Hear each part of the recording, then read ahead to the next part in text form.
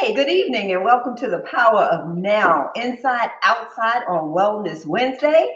I'm Coach Mitchell, And I'm Coach Darren. and tonight we want to talk a little bit about incorporating again, from last week, a healthy juice recipe into your health and wellness regimen. And Coach Darren, you'll be talking about. Well, again, showing you another option, low cost, inexpensive option to start gardens, to start growing your own produce. Mhm. One of the things that we try to do is we're really trying to encourage people to one, to take control of their health and wellness, and also to begin to take control of their food. And some of the things that people normally, you know, uh, reason why they don't do it because they always think, oh, it's too hard or it's too difficult, or the other one, it's too expensive. So what we're here trying to do is showing you ways that you can do it, like I say, low cost, easy to implement. You just need to have the right mindset. Yep. And with foods that are already in your kitchen or in your pantry. So, what I'm going to show you is the ingredients to a really great energy juice that you can actually make in the mornings. I mean, I have it before my morning coffee, but you can have it at any time of the day. And Yes. it's just it's a very refreshing drink. Let me just say something, Coach Mitchell. Mhm. You said that you have it in the morning before your coffee. And I just want to share with you what you consume first thing in the morning is important. Mhm. And as Coach Mitchell and I were just having a conversation the other day, is that when you go to sleep at night, when you're sleeping, your body's really going through a restoration process. And it's actually also detoxing, which is why normally when you wake up in the morning, you have to use the bathroom Mhm. because your body's flushing out, some of the toxins and the waste. So at that point, your cells are open and ready to be replenished. So the first thing that you consume in the morning is really important. So that's why you normally say you want to wake up and you want to drink water. Mhm. Some people may drink lemon water, lemon and turmeric water, but you want something that's going to have some nutritional uh, power to it, so that your cells can be replenished. Mhm. What that something is, it could vary. There's a bunch of options. So just kind of keep that in mind Mhm. before that first cup of coffee, because there's not really a whole lot of nutritional value there, but you want something that has some vitamins, some minerals. So, first thing, like I said, probably should be water. Mhm. Then after that, as Coach Mitchell said, she does her, juice. Mhm. Then she has her coffee. So she's giving her cells a chance to replenish, and that will help kickstart your day. So just kind of keep that in mind. Absolutely. So it's usually juice, bitters, and then coffee in that order. And it's really beneficial for, like I said, your energy level. It kickstarts your metabolism and it rejuvenates you, actually. But this recipe that I'm going to give you is really good for your melanin. It's also a great antioxidant as well as an anti-inflammatory. So what you'll use is a half a cantaloupe. Melon is really good for you. Half a cantaloupe is really good for your skin. One whole cucumber, and I think you can see this, two whole oranges. Now you can use the peels to juice, or you can peel the orange and use the peel to make your orange tea, or dehydrate your orange peels to make a powder. Coach Darren can talk a little bit more about that. But anyway, you put all of these through the juicer. You can add, you can substitute, you can add a little lemon, half of a lemon or half of a lime to give it a little boost. You can even add a half of a jalapeno pepper, which will also help with the immune system and antioxidants, as well as an anti-inflammatory. So you can really just run the gamut on whatever ingredient you want to add to your juice, because it's up to you. Whatever you like, whatever you prefer, it's your preference. So, yes, Coach. So again, you have something, again, just 3 ingredients. And the other thing too, I'm glad that you mentioned that, because a lot of people always want the exact recipe. I need the recipe. No, you don't really need the recipe. Right. You A use it. base. Yes, it's a base. People tell you what's in it, and that's not something that's written in stone. It's not like you're taking a prescription med. Mm-hmm. You can build from there. Use your creativity. Use what you have. Use what you like. But you're staying really within the boundary of healthy Exactly. choices. Because my palate runs the gamut. And my mind is really creative when it comes to ingredients and what I think pair well with another ingredient. So, this morning it was, hey, let me do a cucumber, melon, orange juice. And it was absolutely delicious, absolutely delicious. And I think I will add a little bit of lemon juice to it the next time I juice with it. Also, what you see here. Oh, I just want to make a note that that $25 juicer that we bought, we haven't stopped using it since we purchased it. So again, a very, very inexpensive, yet the return on investment is going to really multiply, Yes. what we actually spent on that juicer. And takeaway from you guys, we mentioned last week, is you don't have to go out and buy high-end equipment to get the job done. Mm-hmm. You can grow into it. Now, I don't know about you guys, but I know I bought like high-tech gadgets. Like for instance, when you look at your phone, you ask yourself, how many options do you actually use on your phone? Mm-hmm. And as you get older, the phones that they sell to older people have less. Less. But you look at yourself, do I need, because everybody's talking about, these high-end juices, do I need that? If you do, then by all means get it. If you can afford it, by all means get one. But if you cannot, or you don't need it, don't let that stop you Mm-hmm. from moving forward. Right. So as Coach Mitchell said, we found actually two juices. One was a small like a one. single serve. Yeah, like single serve, and the other one was an actual big juicer. Mm-hmm. And the bigger juicer was actually, we got it less expensive than the smaller one. Exactly. So I think, great points, and hopefully you take those and you make use and take advantage of the tips that we're giving you in that regard.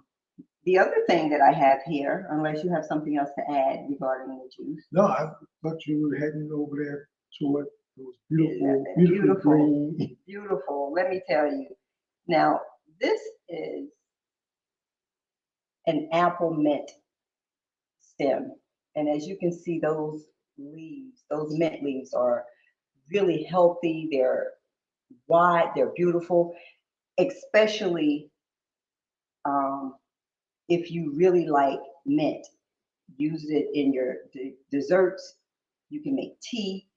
I mean, mint is just so multifaceted, and you can use it for multiple purposes in a various wide range of ingredients and recipes. In recipes as one of your main ingredients. Now, this apple mint, I harvested from our mint garden from last year. This came back from last year, and after a couple of rains, the last week of March and the first couple of days of this month, it has grown so prolifically that we had to harvest it. Now, what we'll use this for are various dishes. We're going to dehydrate some and use it as a dry herb. Mm-hmm. We will we'll put some in the freezer and use it, incorporate it in some ingredients and some recipes that we may make in the future. But we'll also use some of that dried mint leaf to infuse our green tea.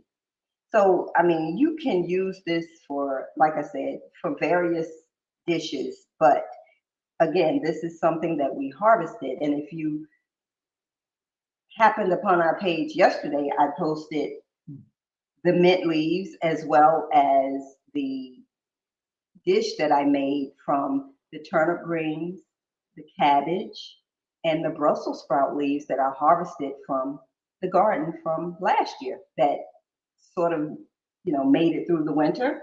So those were like winter greens, with the exception of the cabbage. I got that from the farmer's market. But everything was grown organically and are harvested fresh from the farm. Yes. So Yeah, and I'm glad you pointed out that the mint leaves are actually from last year. They're from our last year planting, yes, but they're new growth this year.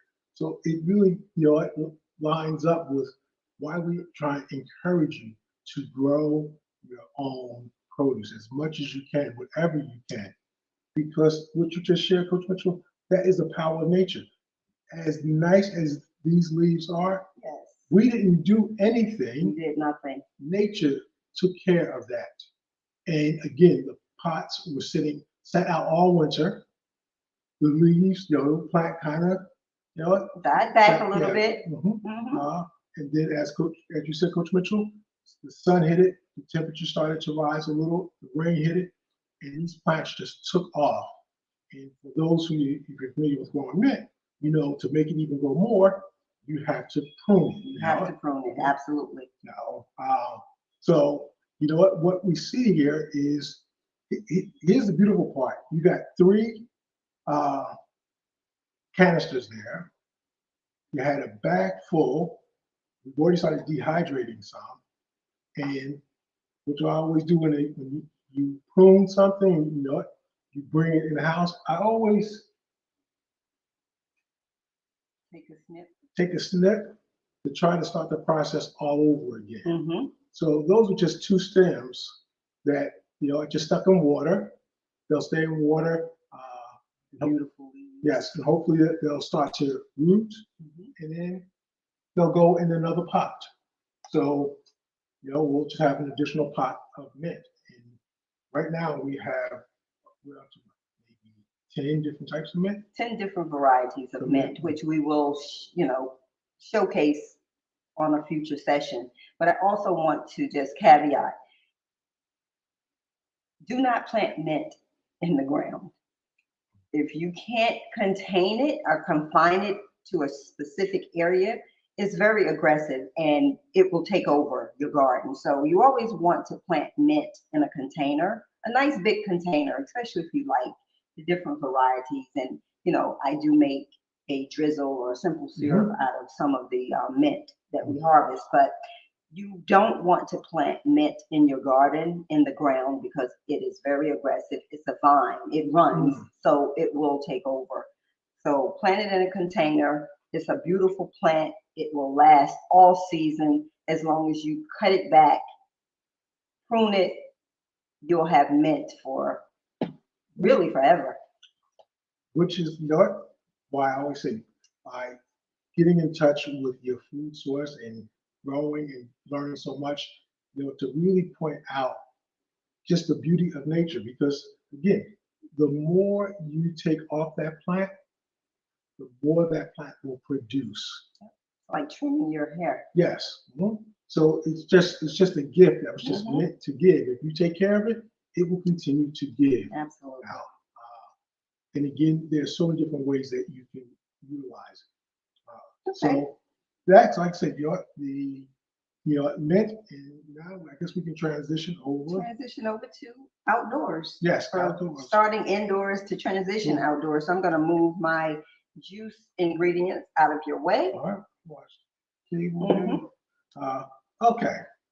Now, again, we are trying to encourage more and more people to really just start growing your own food. As we mentioned last week, we sent out some starter kits, to basically starting with our grandchildren.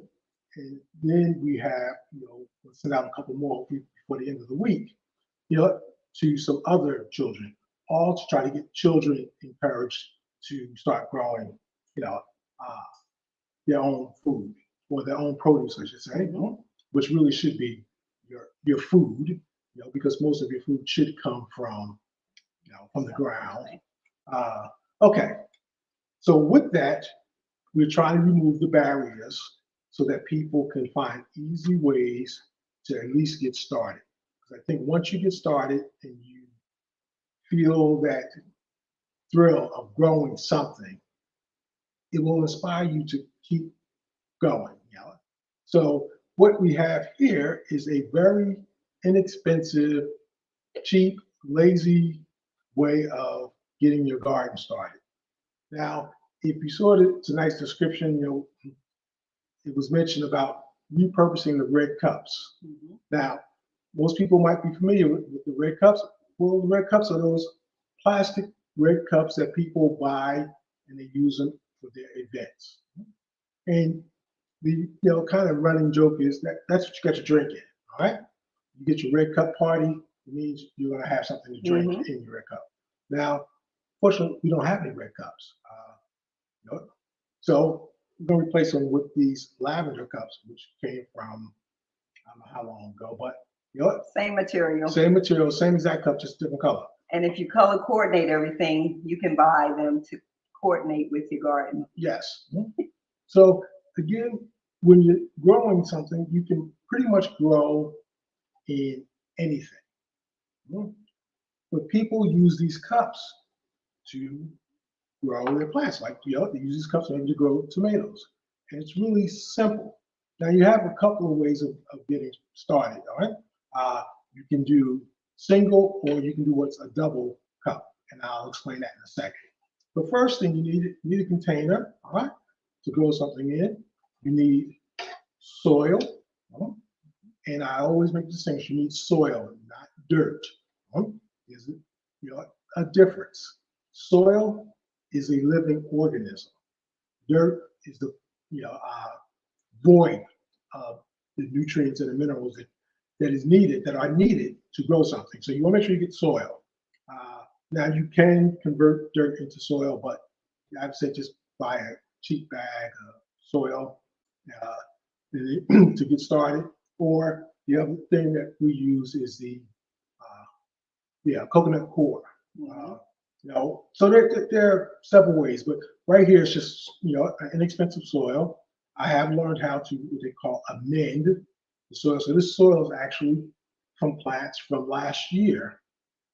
The soil that's being reused. And Mhm. again, I take it through a process that I've learned to do to bring it back to life because it's been sitting for months with nothing in it. So you got your soil, you got a container.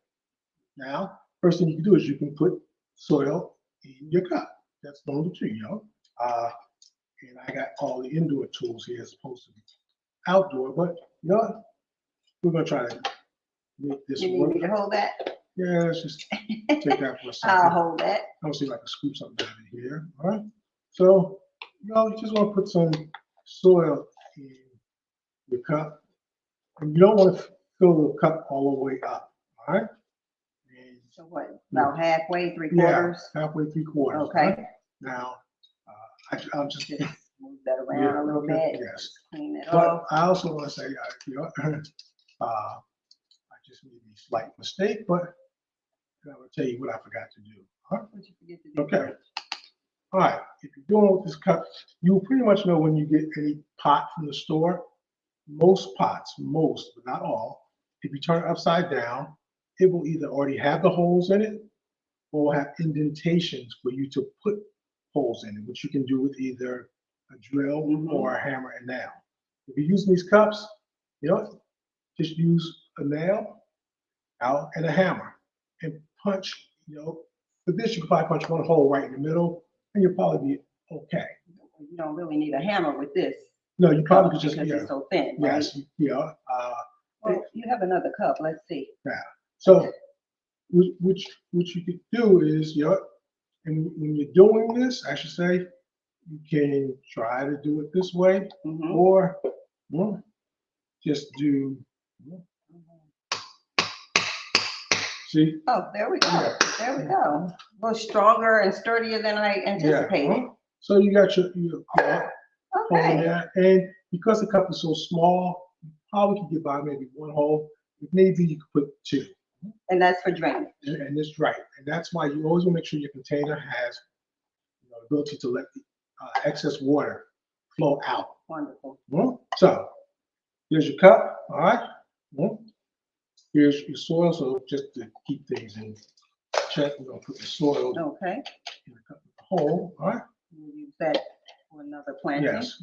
Or we'll actually use this for the reservoir. Oh, or the okay. reserve, Oh, all right? okay. All right, so we kind of reverse things there. All right, so here you got your cup, your container, you got some soil. The next thing you need is a seed. Now, I'm going to actually do something here, which is a little bit, I would say, out of character. Oh, wow. Look at that tomato growing in there. Well, all right. So I don't know if you can see this. Yes. Yeah, right okay. there. But there is a tomato starting to grow in here. Now, what are these? These are seeds from a tomato that started to actually go bad. So what I did is I cut the tomato in half and I took the seeds out of both parts, but I saved the part that was good, and then I just threw the part that was bad in here. And I put it in here purposely because I wanted to kind of just show, you can like take all the seeds and separate them and, create or plant them differently or separately, or you can do again the lazy man's way of gardening is you just take the whole tomato and just stick it in your container or a part of it. So I'm going to take this right here and I'm going to just pour. You know what? Okay. You're going to pour that along with all of the juices of the tomato into your soil, into your cup. Oh, you have like 100 tomato seeds in there. Yeah, yep. And then you pour, go ahead. Yeah. Then you cover it. So put some more soil. Instruments back in a little prematurely, huh? Okay. So you take this. So you're covering the seeds, and how much soil over the seeds? You just want the seeds to be, about 1/8 of an inch, 1/4 of an inch. Yeah. Okay. And the depth of your seed, it really depends on the seed itself. The smaller the seed, the less depth you want to plant. Okay. So it wants to be closer to the top. If they're, bigger seeds or they're harder on the outside, you can put them in a little deeper. All right. But we're again, all right, so now we have the seeds covered. We did typically then just take some water to sprinkle across the top. Put it in your reservoir. I grab some water so that doesn't go to waste. Right. So this is again one way of doing it is where they would use what they call a double cup method, where you put one cup inside the other. Yes, that's good. Yeah. Okay. And you might just put something underneath this cup so it sits a little higher within this cup. This also allows the water, any excess water, to flow out of this. So a little stone or pebble. Yes, just so it sits up a little. Now that's one way. The other way is if you're doing multiple, plants, what you could do, get a bunch of purple cups, red cups, whatever, soil, and you can plant multiple, seeds. Now, I dumped all the seeds in one. You may want to separate them. Again, I did that because it was there.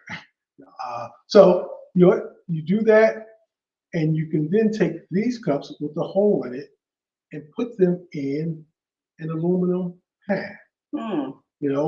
Those you can get them from the dollar store for $1, and you probably get about 6 or 8 of these cups into one pan. So right there, you could start 8 tomato plants or 8 cucumber plants. Or 8 cups of plants, because that's going to be about 50 tomatoes. All right. Now, what will happen when these start to sprout is I will thin them out, and I will take the stronger ones out and repot them into bigger pots. Okay. Which may be just a little bit bigger here, but it's going to give them their own space. So first things first is you want to get them to just to sprout. So take this, and again, you can use double cup, or you can put them in an aluminum pan. Put them in an aluminum pan. What you want to do is then you take a piece of saran wrap, or if you don't have saran wrap, you probably even take a plastic bag. Okay. And what you want to do is you put the saran wrap over your aluminum foil across the top of the cups, and you kind of seal. What does that do?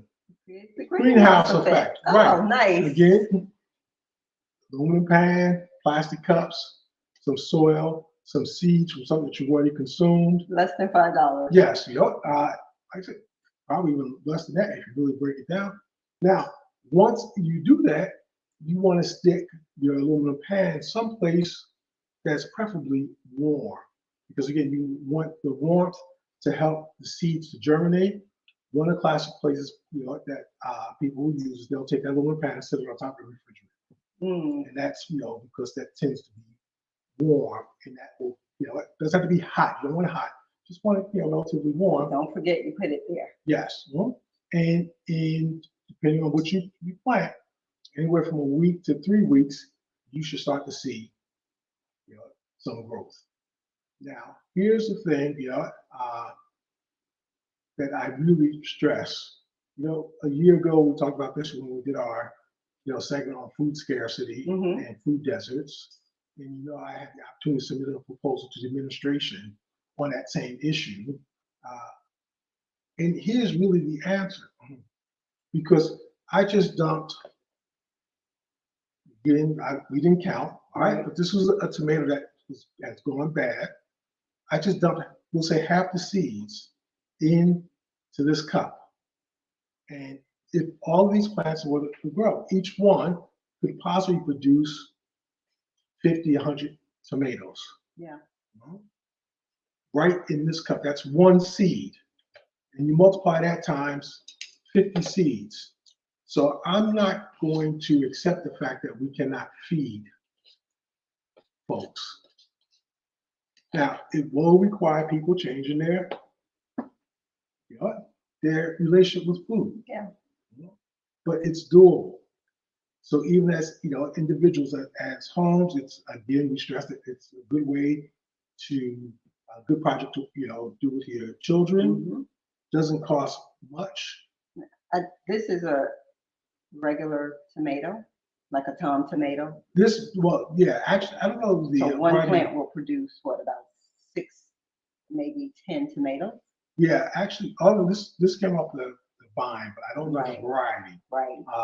So I'm not really sure how many this particular variety will produce, but it's going to be multiple, and we know, like I said, we saw how many seeds were in this cup. Yeah. So if you want to really narrow it down or improve your odds, you go through the process of separating the seeds before you plant them. Exactly. And year before last, we had a couple of garden beds in a community garden, and I had 6 tomato plants. And I think that year yielded enough tomatoes to actually consume during the summer and fall, but also I was able to preserve some, as well as cut some up, freeze them, made sauce. So it was enough to carry forward for 2 years, just 6 tomato plants. So imagine what you can do with a tomato, and even half of the tomato seeds themselves is about 50 seeds in this cup. Yes. So if you're really meticulous and you're taking care of it and you thin them out, as you say, each one of those that you take out, you plant in a separate pot independently, and you're going to be able to feed your family. If you have a family of 4, that one plant will feed your family of 4 at least for 2 months. Supply, I would say, not feed, but supply the family with tomatoes for various dishes for a couple of months. I think we're talking about tomatoes, but it could be anything. You know what? And tomatoes are, well, let me also say this, what we're showing are things to help get you started. It does become, more scientific and more creative as you grow into this. So, to really maximize your harvest, it does take a skill that, I'm still learning, still developing, but I've been able to learn enough to share with others. Mhm. And then as I grow, I will again continue to share with others. Most importantly is just getting people started, you Mhm. know. So if you're listening, you know, here, don't keep procrastinating. You know what? There's no reason why you can't get a red cup, a lavender cup, black cup, purple, whatever it may be, some soil and start experimenting. Right. And don't be overwhelmed because really, it's really very simple Mhm. to get started. It's really very simple. It's efficient. It's easy. It's very simple to get started. Don't think about growing a huge garden or, oh God, now I have to expand to a farm. You don't have to do that because if you are just a plant lover, you know that your plant they begin to grow because you begin to acquire more and more Yes. because you sort of develop an understanding of what you can grow, what you can nourish, and what you can keep alive. And I'm talking just plants, like house plants, Right. for example. And your inventory continues to grow because you build upon it. The same is going to happen when you garden. When you Yes. start planting that one vegetable or fruit plant and you see it grow and it starts to thrive and you're able to care for it and then harvest from it, you just continue to add to it. So don't worry about getting started. Just start. Yes. Yep. And you raise again a really good point because what will happen is your mind will go, oh, if I do that, then maybe I could do this. Mhm. Then maybe I can do that. And with access to the internet and all of the groups and people out there helping one another, now doing what we do, there are other places, like I said, there are other groups, other people doing the same thing. So you can get answers to your questions. There really is no excuse for you not to give it, a try. Mhm. Once you get started, again, going back to the myth, certain things will just take care of themselves. Absolutely. Absolutely. Oh, last thing, I don't know if they can see. Oh, you have to bring it back. Yep. Okay. Right there. All right. Again, don't know if you can see. This is just That a would be- sample. Just hold it there. Okay. This is just a sample, again, of what well, we have several things here, but they're all basically things that we just dehydrated. Mhm. Again, we try to practice a zero waste strategy. Mhm. So in here are some of the, parts of, let's say, the fruit or vegetable that we used to toss. Yep. Absolutely. So now that, like I said, we dehydrate. I just go Yeah, ahead, yeah. coach. You know what? Blend it, then run through a little coffee grinder type device. Lemon salt powder. You have your onion powder, your garlic powder. Well, we have lemon salt powder, and we used it for asparagus. Sometimes you squeeze a little lemon juice over your asparagus after you roast it. Well, I seasoned the asparagus with the lemon salt powder, and boy, oh boy, listen, if you are procrastinating or you're really not certain, we really suggest you try at least one of these techniques. Yes. But the dehydration of the vegetable and the fruit peels and then grinding it into a powder or just the spice blend, hands down, you won't get anything out of the supermarket that comes close to the teeth. That's absolutely correct. Because you're getting it direct, like I said, you know how long it's been sitting on your shelf. It hasn't been packaged and sitting on someone else's shelf. There's no preservatives. Uh, you know what? Do we need to improve the technique in certain areas? Well, probably across the board, yes. But we're now getting the feel of doing this. And again, why we're sharing with you, you can do the same thing. You look in your cabinet and you look at all of the spices, and you begin to ask, do I need to buy all of those spices if I start growing and utilizing every part of what I grow? Why can't I, do the same thing? And again, if you have an air fryer, it 9 times out of 10 has a dehydration Yes, option on the appliance. Even if you buy herbs out of the supermarket, a lot of times we don't use all of those herbs in time before they spoil. Throw them in the dehydrator before they spoil. Throw them in the grinder or the blender. You can even put it in the blender, put it in a little jar, and you have your seasoning, your herbs. Yes. So, think about things in those terms. Yes. Because you're reducing your food waste, which therefore allows you to save money, and you're not really duplicating. Because if you're buying all your spices and then you're buying all of your vegetables or fruits and you're throwing certain things away, well, you kind of figure if you didn't throw it away and you maximize it, you could create all of your own, or most of your own, without preservatives. Exactly. And if you're gardening, some of these things, if they did, like for instance, some of the things that we don't use, we do. We put it in the compost.